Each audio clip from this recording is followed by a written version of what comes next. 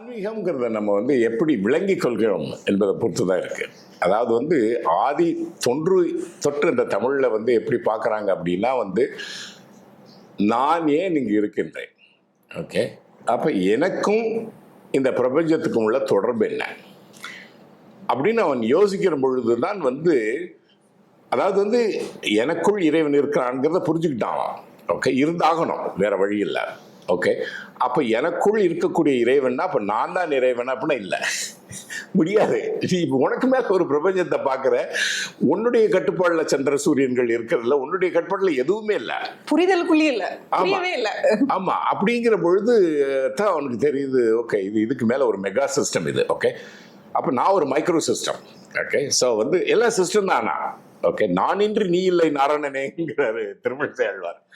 Okay, அது சொல்லிட்டு அப்புறம் சொல்றாரு நீ இன்றி நான் இல்லைன்னு சொல்லிடுறாரு. ஏன்னா அந்தரியாமே அவன் இயக்கினா தான் இதை இயக்க முடியும். ஸோ இந்த ஹோல் நீங்க பாத்தீங்கன்னா ஒரு பபுள்குள்ள ஒரு பபுள், நீங்க பயோம்ஸ் சொன்னீங்க. அது நெல்லூர்ல ஒரு கான்ஃபரன்ஸ்ல இதை பத்தி சொன்னாங்க. நீங்க நம்ப மாட்டீங்க, நம்ம உடல்ல லெட்ஸே ஒரு 5 ஜில்லியன் செல்ஸ் இருக்குன்னு வச்சுங்க உடம்புல. அதுதான் நம்மளை இயக்கிட்டு இருக்கு. ஓகே, அது பல்வேறு அங்கங்களாக இருந்து நம்மளை இயக்கி கொண்டிருக்கு அப்படின்னு நம்ம நம்பிட்டு இருக்கோம். ஆனா நம்ம உடம்புக்குள்ளேயே பயோம்ஸ் சொன்னீங்க பாருங்க, எவ்வளவோ மைக்ரோ ஆர்கானிசம்ஸ் இருக்கு, நுண்ணுயிர்கள். அந்த நுண்ணுயிர்கள் பாத்தீங்கன்னா இந்த நம்மளுடைய செல்லை விட 10 மடங்கு அதிகமா இருக்கு.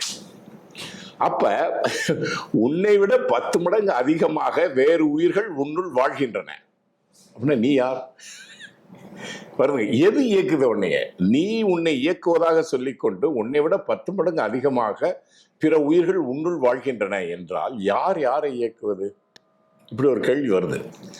அறிவியல் ஆன்மீகத்துக்கு கட்டாயம் இட்டுட்டு போகும். நீங்க உண்மையான ஒரு அறிவியல் ஆளுநராக இருந்தாலோ இல்ல ஒரு உண்மையான ஆன்மீகவாதி, ரெண்டும் மெர்ஜ் ஆயித்தான் ஆகணும், வேற வழியில். ஏன்னா ரெண்டும் அறிவினுடைய தேட்டம்.